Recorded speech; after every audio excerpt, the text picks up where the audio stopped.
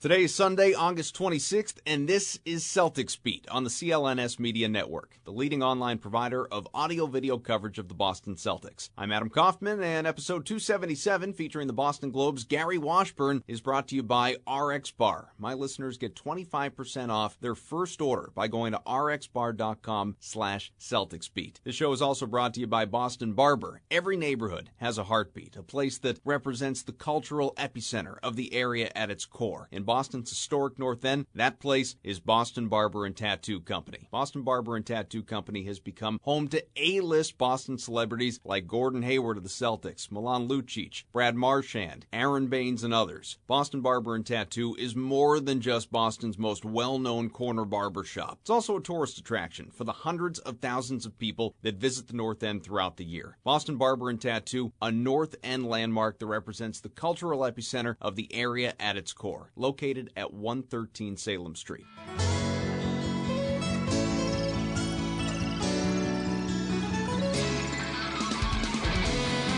All right, welcome in. Hopefully everybody's enjoying your summer. Of course, time's winding down on the summer, but the good news is fall is right around the corner, and that means Celtics basketball. As always, subscribe to Celtics Beat, as I hope you already are. iTunes, you could just search Celtics Beat. You can go on Twitter, my Twitter, at Adam M. Kaufman. Find a link to do it there. If that's another way you want to do it, or just follow along, be part of the conversation, enjoy all the content, as I know you always like to be. Of course, my notifications are always going crazy. But listen, I could monologue, I could do my whole spiel, but in the interest of time, let's get right to our guy. Let's dive in. Gary Washburn's a national NBA writer for the Boston Globe. Doesn't just cover the Celtics, explores the entire league, and Gary, took a while, but seems like we've finally got a bit of an off season. You enjoying some time off?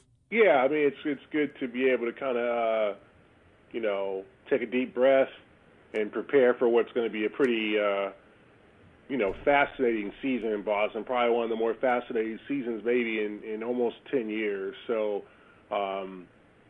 it's good. But, it's also good to see basketball in the headlines pretty much all throughout the year. It's become a 24-hour, 365 sport, somewhat like football. And so it's good to see the growth of the sport. But yeah, this August and kind of break is definitely good for probably all of us. How much do you think social media has to do with that? Part of that is NBA Twitter and just the craze that it is, and it's really an identity all in itself, and people, including me and you to some degree, I'm sure, just celebrate it and try and stay an active part of it. But in addition to that, you have just how outgoing a lot of these athletes are and what they like to use their platforms for, and even removing important issues, just the fact that they like to goof around on their Instagrams, on their Twitters, on whatever YouTube videos that they like to go out and surprise people. And last year we had the showing up and dunking in somebody's random driveway, that type of thing. It seems like it's, as the years have gone on, and maybe it's the next generation of kids that are entering this league, but they're especially engaging compared to maybe where we were a handful of years ago. I think that there's just more of an interest in the league, and there's more of an interest in what the players are doing in the off season, where before, you didn't really care what guys were doing, in July and August and September, you just, cared as long as they stayed in shape. Now you got these whole plethora of off-season leagues, now, the Drew League, the Rucker League. Now there's one in Seattle ran by Jamal Crawford, and now there's there was this workout at UCLA yesterday with Kawhi Leonard, Kevin Durant, and LeBron. Now, there just seems to be more of a fascination of what these guys do in the off season, and then there's the international trips, Klay Thompson in China or Kawhi going places for shoe companies, and they're just like, you're right, social media has helped popularize that. So now we're following their journeys all through the year, not just through the season. And there's an interest in what these guys do in the summer. And we, as fans and the fans itself eat all that up of where is Terry Rozier right now? Is he working out? Is he getting ready for the season? I mean, we just want to know that. And I just think 10, 15 years ago, we didn't care. We just assumed these guys were in some dark gym taking shots up. and it was like, so what? See you in October. But now there's a widespread interest in what these guys are up to throughout the year. And those guys, you know, the media savvy, social media savvy athlete keeps the fans up. You know, you want your followers, your shoe company is saying, hey, we want you to have a lot of Instagram followers. We want people to be interested. We want people to buy your shoes. So you got to show people where you're at, and you got to wear the shoes. Or you need to go, you know, to this particular Japan or China or, you know, London or whatever to sell this shoe or sell your product, you know. So I think we just have more of a fascination now, like you said, with the athlete in the off-season, the NBA player, because of social media. And there's an interest because we want to make sure our guy's staying in shape. He's getting better. We want to make sure he's working on his jump shot. And so we're tuned in.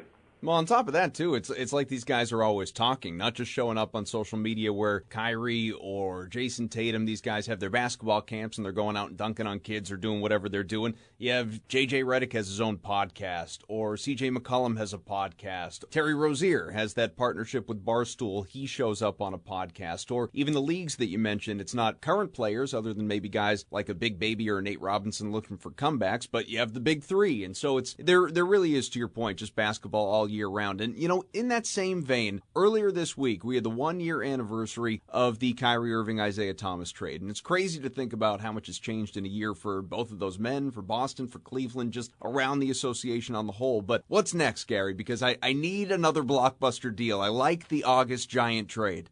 You talking about, like, before this season ends? I know it's not actually coming, but how much fun was that last year? It was fun, but it was bittersweet because you didn't want to see Isaiah traded. Well, Isaiah had just done so much for the organization. So I just think everyone collectively understood in Boston that it was a trade that had to be made, but you didn't feel completely good about it because you were losing Isaiah, and Isaiah basically got traded because he got hurt. And he got traded because Kyrie and his fickleness decided he didn't want to play in Cleveland. I mean, honestly, if Kyrie Irving does not request a trade, Isaiah Thomas is still a Celtic or is either trying to re-sign in Boston or whatever. The organization is completely different because they don't make that trade if Kyrie is happy in Cleveland. You know, sure. They get rid of Avery Bradley to clear space for Gordon Hayward, but Isaiah's still in Boston if that doesn't happen. So that's the whole fascinating aspect of this story is how one guy's unhappiness caused a tidal wave and basically affected Isaiah's career. Like, let's be honest. I mean, Kyrie and Isaiah are linked because of that. If Kyrie is happy, if he has no issues in Cleveland or goes, you know what, I'm not real happy, but I'm going to play this thing out, okay, and we're going to try to win a title next year, 2018, with LeBron. Isaiah's still in Boston, you know. Is Danny shopping him? Maybe, but how much is he getting for him? Not much. Jay Crowder is still here. The whole thing changes. It's fascinating. Well, and the whole team just looks different last year, too, because if you're to assume, and I agree with you, the Cleveland trade doesn't happen, but if you're to assume that no other trade happens and that Isaiah does come back, health is health. I mean, what played out in Cleveland and eventually L.A. more or less is kind of what the role is different, but health-wise, the hip, that still plays out in Boston. So he's not the same guy. He's still not all-NBA, a top-5 MVP vote-getter. He's not a guy that's going to command the Brinks truck. He's still getting those smaller dollars by comparison. If I had Terry Rozier, they might have known about Terry Rozier before we found out about Terry Rozier. Sure. So, or they could have tried to go out and get another point guard, and but who would have taken Isaiah at his current stake? The only reason Cleveland made that deal is because they felt like they had to. And the Nets pick didn't hurt. And you had a rookie GM who felt like he wasn't going to, like they could have let it ride and said, you know what, demand your trade, Kyrie, you're not going anywhere, but he didn't. So there's a lot of circumstances there. But the Celtics might have unleashed Scary Terry in October as opposed to in March when Kyrie got hurt for the final time. So there's a lot of factors and elements that went on with that. And, who knows if Isaiah still would have been a Celtic throughout the year. They might have tried to find a deal for him, but to see what happened to him, the money that he's making or not making, it's very sad. We'll get right back to Gary. I want to tell you today's show brought to you by RX Bar. In 2013, the founders of RX Bar called BS on the protein bar industry. None of the protein bars on the market really gave you what you actually really need out of a protein bar. They were full of artificial ingredients, fillers, preservatives that just flat out aren't healthy for you. That's why RX Bars are different. Each bar speaks for itself. Right on the front of the package, RX Bars are made with egg whites, dates, nuts, fruits, unsweetened chocolate.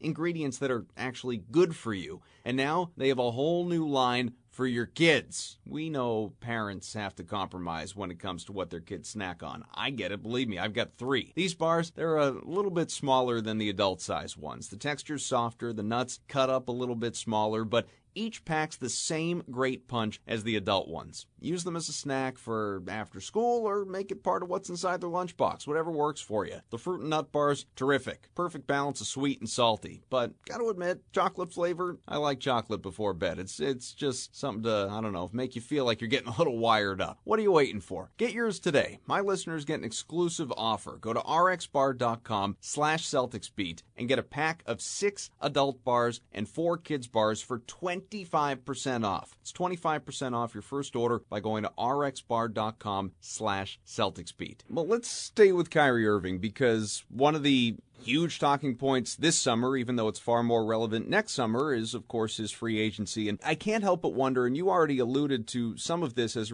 related to Cleveland, and that was a whole different situation because mainly it related to LeBron. But how much influence does the Celtics' success this season have on Kyrie Irving's free agent decision next summer? And that could seem like kind of a silly question, but lack of success, again, was not a problem in Cleveland. He left a perennial finals participant, title contender, because he reportedly wanted his own team. And in Boston, he's the face, sure, but I'd argue, and I stand by this, that this is not his team, quote unquote. I mean, Jayson Tatum, not there yet, but could be a top 5 player in the league in a few years. People are going to love Gordon Hayward once he's healthy, if he's not already. He's an all-star. He's Boston's best all-around player. And above all of that, Brad Stevens. It's his team. That's not true of many clubs in this league where the coach is actually more important than the players. So how is Kyrie going to weigh this situation, do you think? It would be hard for me to believe that Kyrie would walk away from a championship team or a team that lost in the NBA Finals. I think the LeBron element was what affected Kyrie, that LeBron was hovering, his departure was hovering over the organization, and it was like he was going to leave and then leave Kyrie with a bunch of dudes, a bunch of old guys. I think Kyrie is very comfortable in Boston for various reasons. One, the city essentially leaves him alone. They're not in his business. He can do his thing. He can go out to dinner. He can enjoy the city of Boston. There's no paparazzi. This is not, there's no page 6. He's allowed to be himself. I think that's why Garnett liked Boston, because they basically left him alone in the city. He disappeared after games. You never saw him out, but he showed up on game night and practice. But he enjoyed basically being allowed to be private. I think that's one reason that Kyrie likes Boston. Secondly, he is a leader, and this team needs leaders. Okay, Al Horford's a leader, but he's more of a leader by example. He's a very quiet guy. He'll sit in the locker room, read his book. He leads by example. Okay, you look at Al, if you're Robert Williams or one of these younger guys, and go, okay, that's how I sort of need to carry myself. Like, I don't, he's been around so long, I need to be like him. But Kyrie is a more vocal guy, and he's very much, I think, attempted to bond with some of his teammates, with Terry Rozier, with Jaylen Brown, with obviously the Duke tie with Jayson Tatum. So I think he's comfortable with that. Is this his team? I think partially it is. Yeah, Brad Stevens is a factor, and here comes Jayson Tatum, and Jaylen Brown's an emerging player. But remember, Horford's a guy who's going to opt out this year and become a free agent again and probably come back at a lesser contract with a longer term. His role is going to eventually change. You don't know what Hayward's role is because you don't know whether, how good he'll be coming back. It's Kyrie's team. And in terms of the Knicks, I do think there is definitely a dream of Kyrie's to play in New York. But let's look at that. One, I have no idea how he gets along with David Fitzgerald. That's the coach, right? Mm-hmm. Who knows how that's going to work? Who knows? Secondly, does Kyrie leave a championship team that either lost in the finals, won a title, I would probably say lost in the finals, okay, with a lottery pick in its satchel next year, the Kings pick likely. Does he leave that for the Knicks, or does he re-sign a max deal, and you play with all this young talent? I mean, to me, that's a hard thing to pass up. And even though, and the Knicks have tried this whole, let's remember they had all that money before. They went and got Melo, and they got Amari Stoudemire, and that didn't work, okay? I don't know what the Knicks are going to do. I mean, could they put together Jimmy Butler and Kyrie, and what will that do? What will the rest of their roster look like? It's a lot going on. I mean, I think the Knicks are on their way back, but I don't know if Kyrie, basketball-wise, is saying to himself, you know what, me, Jimmy Butler, Chris Stapps, Kevin Knox, Frank Ntilikina, and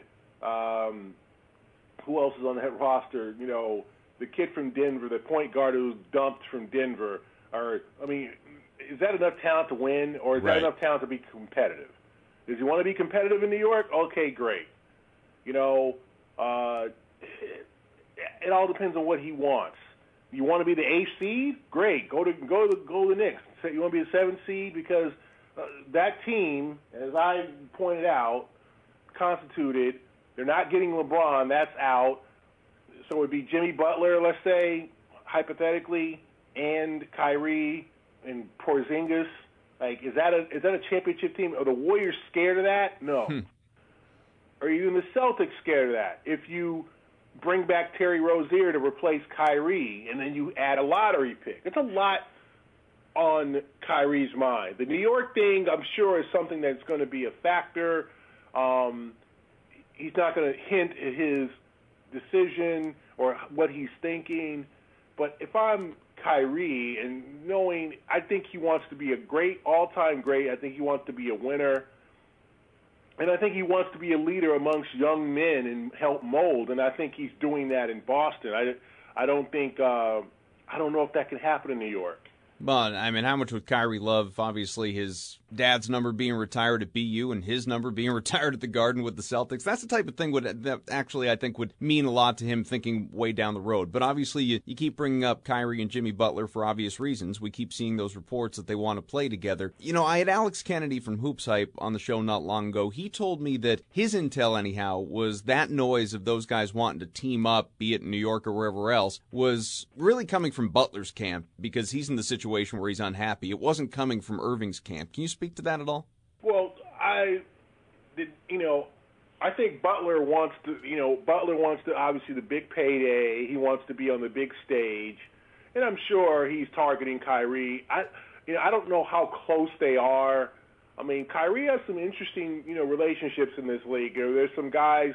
He's kind of a Kobe Bryant in a sense. There's some guys who just kind of thinks he's strange, and there's other guys who truly, truly think he's a good, he's true friends with. And remember, he's played in this AAU circuit since he was 12, 13 years old, so he knows a lot of guys, from his, a lot of these, millennials, these guys who are the Paul George, the guys who are born in 1990, 91, 92, these guys who are entering the prime of their careers. So he knows a lot of these guys from way back. But I'm just not convinced that Jimmy Butler is the guy who is going to push a team to a championship level. I think he's a very solid player, but as we found out in Minnesota, it's not like Jimmy Butler is going to put a team over the top. And I think that if you're Kyrie Irving, being the toast of the town in New York is great when you're winning, when you're Derek Jeter.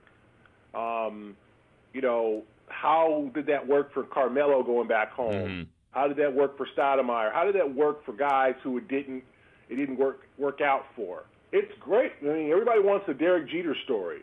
Everybody wants to be the toast of the town and win 5 championships in 18, 19 years as Jeter did, and have his number retired and all that. But New York's a tough town, and that franchise has a chance to be better. I think their management is good with Scott Perry. Still, I think the jury is sort of still out because of what happened in Memphis. You see the makings of a very good coach there, a guy who could lead a team to the next level, but we don't really know yet. But that organization, you just don't know. You brought up Tatum. Let's go there. Budding superstar in this league, and we've kind of enjoyed watching from afar some of the different things he's been up to this summer, the workout with Kobe Bryant, all of that, and videos with comparing their moves and how much he's modeled his game after him. It's great. There's this narrative going around now from people who I'm convinced have nothing to write or talk about that he's overhyped. As a talent, I think we can agree that's dumb. But where it does make sense, kind of where you fuse it with expectations for this year. If everybody's healthy, he's not going to get the number of shots that he'd probably like. I don't know about points. Hell, he may not even start every game, although he'll certainly start most. What do you think are reasonable expectations for Tatum in year 2? Wow, that's a good question. With Hayward's presence. But I think, this is going to be Brad Stevens' biggest challenge, probably as a coach here, is figuring out what lineups to play and how to showcase Tatum. And obviously, I think he's going to take that major second step like Jaylen Brown did. He's working. I think that Kobe thing, that ESPN thing is probably one of the better things that happened to Tatum in his career, because you think you got it all figured out, and you're averaging 16, 17, 18 as a rookie, when you're playing, then suddenly Kobe Bryant basically points out your terrible footwork, and then, that motivates you to work with him, and Kobe's like, okay, you want to work with me? I'll show you. And so if you're the Celtics, you got to be thrilled at that. I think it might not be numbers-wise that he takes a step forward. I think it's better defense, more efficiency, more confidence. There's a lot of shots that Tatum passed up. He's a good three-point shooter, and for a period of time, he just stopped taking them. I think, after January 1, that first 2 months he was just killing, and then I think January to March, he kind of struggled, and he lost confidence, and and he's got to stop turning the ball over, become stronger with the ball. Guys were just raking at his hands. He was losing it, or he'd lose it on his own because he was squeezing it maybe too tightly, and there's little things to work on. It might not be numbers because someone's got to get some shots up. I mean, there's going to be Hayward, Brown, Irving, and Horford, and who knows who's going to start. I mean, are you bringing Tatum off the bench and starting Baines? Are you starting a small lineup? It could depend from night to night. Are you starting, Brown, Tatum, Hayward, Horford, along with Irving, and then bringing Baines and Morris off the bench?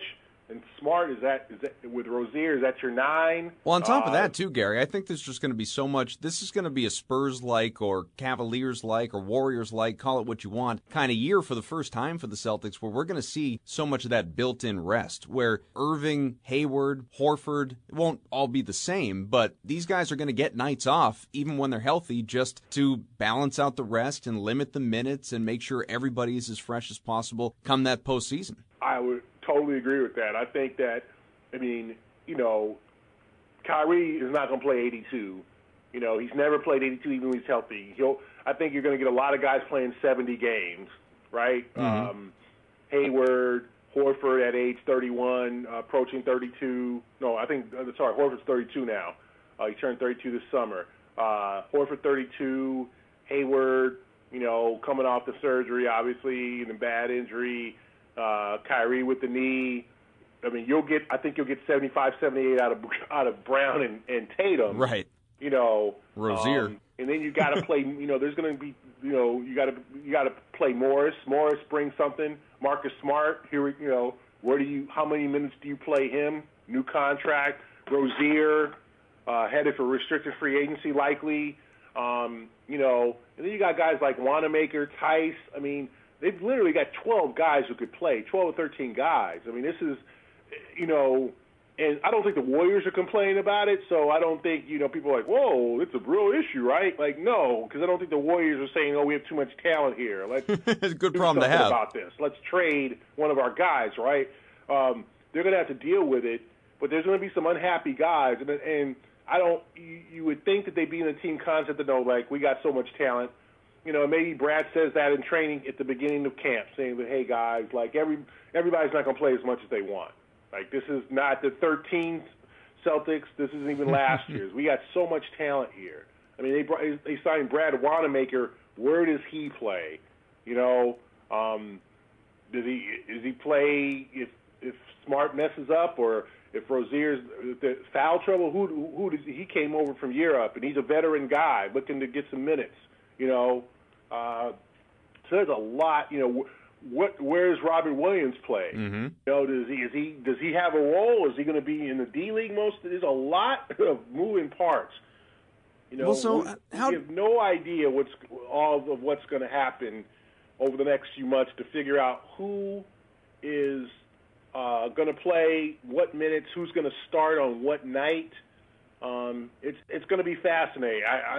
This is going to be Brad Stevens' greatest work if he's able to pull this off and keep guys happy. And maybe the guys meet in the before the season or during these workouts that will happen at the new facility in September and say, listen, guys, like, we got so much talent here. Not everybody's going to be happy. Maybe Kyrie leads that meeting and says, hey, in Cleveland, not everybody was happy. You just got to be a team guy. It's a lot. It's what do they say, Adam? More money, more problems. Like, more talent, more problems. Yeah. Because this doesn't happen in Sacramento. This doesn't happen in Charlotte. This doesn't happen in Atlanta. This happens in Boston. This happens in Cleveland. This happens in Golden State.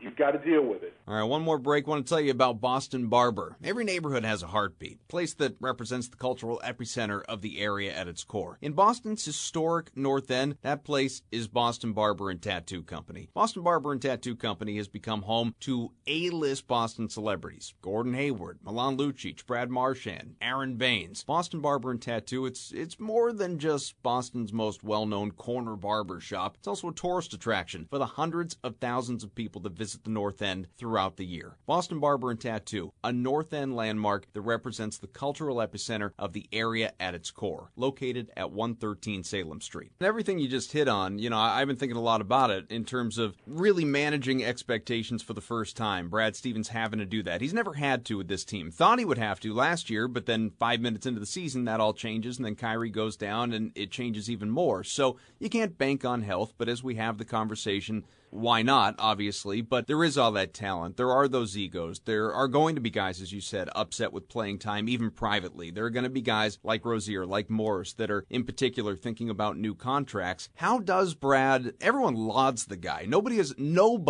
a bad word to say about Brad Stevens, which, by the way, good. I'm not looking for anyone to say anything bad about Brad. But how does he channel kind of his own version of Ubuntu here? I think he just has a talk with these guys before camp, and he lets guys go at it in camp, and those who play the best will earn minutes. I think I think the one thing that Brad has done over the 5 years he's been here is he has let guys flourish and thrive and succeed on merit. And it's not what you make, it's how well you play. And he's going to put you in roles to succeed and not fail. He's not going to put guys in roles where they have to shoot if they can't shoot, or they have to, play in the post if they're not good in the post, etc. And I think there just has to be a high trust element in Brad in this situation. And they put together this team. They made this improbable run without two All-Stars. Now you bring those two All-Stars back. I think those two All-Stars, having sat the sideline during the playoffs, sat there and watched how good Tatum was, how good Brown is going to become, watched Morris play big games, and they have to enter this situation with humility also. It's not like the Celtics won 33 games last year and they're bringing these guys back. I mean, they won 56 and then went to the Eastern Conference Finals and were a couple of made threes from the finals. So I think even Hayward and Irving both come back here and they say, okay, either relief because, you know what, we don't have to carry the load like we thought we did, or some humility in the sense of like, wow, these guys are good, and I'm going to fit into this role. I'm not going to mess this thing up. I know I'm a superstar. I know I've been in the All-Star game and been on the big stage, but I don't want to mess this up. I don't want to be the guy that no one wants to be the guy, Adam, that takes the Celtics back a step and losing in the Eastern Conference Finals to Milwaukee. Right. No one wants that to happen, you know. And we've seen it throughout sports, you know, when teams load up and it just doesn't work. Now, let's talk about a couple of league things before I do let you go. We've talked about the Raptors a little bit and Kawhi Leonard. What I thought was interesting, or not necessarily influential, you can tell me how much, but noteworthy at least, is that the Raps went out and hired this week former Spurs staffer and Kawhi Leonard's good friend, high school and college teammate as well, Jeremy Castleberry. Now, not a name, obviously, that's household, but very close to Kawhi, and that's what matters. I don't know, is that the type of move that will really influence Kawhi at all in terms of a future in Toronto? I mean, Adam, if I could tell you what was going on in Kawhi's head, I'd make a lot more money than I am now. I mean, I don't know what motivates this guy. You know, I don't know. And, you know, if I'm the Raptors, I think it's a great move in terms of, like, this is what you're doing to a guy. You know, Kawhi is a kid from, you know, the Inland Empire, L.A. You know, it's a suburb. It's a hugely growing suburb east of Los Angeles. So he's not even, he's an L.A. guy. Yeah, if you could say that, it's like saying, you know, it's like being from Worcester or something. It's not exactly Los Angeles. So this is a guy who has kind of been low-key throughout his career. San Diego State. Then he goes to San Antonio. Okay, so now you're selling him on a city that is international, that has, you know, is a wonderful melting pot of people, cultures, you know, and you're trying to sell him on, this is where you want to be. Look at this city. Look at this. This is a great place. We got everything here. You know, I mean, if you like NFL football, we even got the Buffalo Bills a couple of 100 miles away. If you want to go to a Bills game, okay, like there's everything here. Music, culture, food, you can learn. You're a young man. Learn about this place. Get used to Toronto. Learn to love this place like many of us do, right? Sure. So I think that if you're the Raptors, it's a great move. Sell him on the city. Sell him on attempting, because you want to re-sign him. You want to make this thing work, because if you lose him after a year, the DeRozan thing is sort of blown up in your face of your Masai Ujiri, the general manager. So I think it's a smart move to kind of bring guys there who know him, and so he can hang with.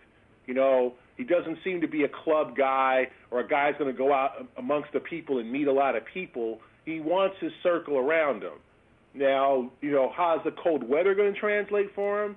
I mean, that might be a deterrent, but if I'm the Raptors, I sell him on the city. It's a great city. I don't know if you've been there. I've been there many, many times. You feel like you're in the middle of, you know, it's just such a melting pot, a mixture of people, cultures, restaurants, that you can blend in and no one notices who you are. There's no, you know, it just seems to be kind of a utopian place in a sense, right? So why not sell him on that? He's a 27-year-old kid who's probably never, you know, been in Toronto past, you know, the longest was the All-Star game when it was 8 degrees out. When he stayed in his hotel room. Yeah. So I'm selling that city. I'm selling the fact that here's a guy, because let's be honest, Adam. I mean, not only a lot of these guys have exposure, not a lot of these guys have been a lot of different places, right? Especially these guys who, you know, he played at San Diego State. He didn't play at Duke. He didn't go to Canada for this tour. He didn't go to Europe and, you know, or some of these college teams go to the Philippines, and a lot of these guys are like, he's probably hasn't been a whole lot of places, right, for an extended period of time. You know, get him to enjoy the city. Get him to enjoy different foods and different cultures, and he might learn to love it. DeRozan did. You know, guys love playing up there now. It's not, you know, you remember the years ago, well, I feel disconnected. My cell phone it acts crazy. The taxes, the customs, I don't like it up here. I want to get back to the States. But now that's no longer an issue. It's not, even from years of traveling to Toronto, the headache of traveling to Toronto is a lot less than it used to be. I mean, 20 years ago when, you had to bring your damn birth certificate along with your, darn near passport and you were getting, checked at the door and the ATM only worked for certain kind of companies so you couldn't get cash out. All these things that used to be so foreign in terms of going to Canada that you were ready to go home after a day or two, that doesn't really exist much anymore. So if I'm the Raptors, I'd sell Kawhi on the city, and I think that's a great move, and we'll see what happens. Who knows what moves them, though? No. Will the fans move him? Will playing in the East motivate him? Will the fact that he's not buried in San Antonio and he's playing in a competitive conference and playing in a situation where he can go to the finals and he's got new teammates and he doesn't have Pop yelling at him. We'll see. We'll see how that goes. Last thing for you, and I mean, this one we could spend an hour on, we won't, but the Lakers. I'm just really curious how you think it's all going to mesh, because you look at finals odds and people actually have the Lakers in that conversation, not certainly a favorite or anything like that, but even a top 3, a top 5, whereas to me, I wouldn't put them ahead of, well, obviously the Warriors, but I wouldn't put them ahead of the Rockets. I wouldn't put them ahead of the Thunder. I wouldn't put them ahead of, maybe even the Jazz I wouldn't put them ahead of. And then you have sort of the other end of the spectrum. I've heard people, pundits, real people with opinions who I value, that believe that they're not even going to make the playoffs, that their best case scenario, a 7 or 8 seed. What do you expect? I expect them to make the playoffs. Without question there with LeBron James. And they have a lot of young talent. But the West is treacherous, It's not going to be a 3rd or 4th seed. I mean, you got Utah and Minnesota, Denver. Denver's got a playoffs or bust mentality with Mike Malone as coach and adding Isaiah Thomas. Mm-hmm. You got a lot of teams. The Clippers are going to want to have something to say. You got your Portlands and, like you said, Oklahoma City, and then you got San Antonio. You don't know what to make of them with DeRozan and obviously Houston, New Orleans. So it's going to be a battle every night. But I do think the Lakers are the 6th or 7th seed. I think they win 45 to 48 games with LeBron. But it's not going to be easy. It sounds cliche, but there's no Cleveland Browns in the NBA, especially in the West. There isn't. Phoenix has gotten better through the draft and signing Trevor Ariza. Sacramento is building a bunch of young guys, and they're going to take their L's, but they're going to be young and exciting. The Clippers are remade again, and with their big 3 all gone, but they got a lot of talent, just hard-working talent. So it's a lot going on. If I'm the Lakers, I think 6 or 7 seeds are very, very solid and that would be a good season. I don't think that but they're going to have to fight to make the playoffs. It's not going to be easy. I wouldn't just say it's a cakewalk, but I do think with LeBron, with Kyle Kuzma, with Brandon Ingram, with Alonzo Ball healthy, they're going to have a chance to do some good things and bring some winning basketball back to L.A.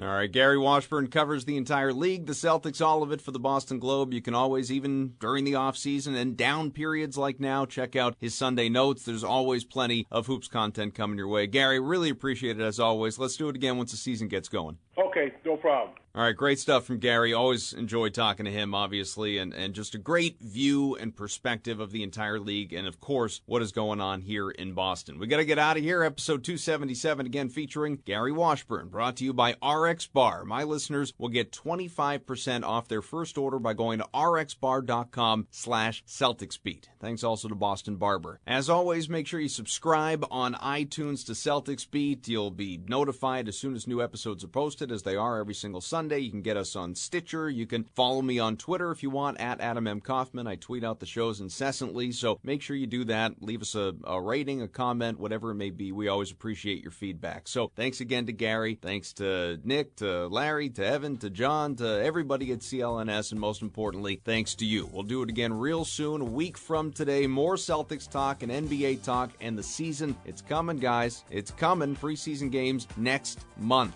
All right, Gino, get us out of here.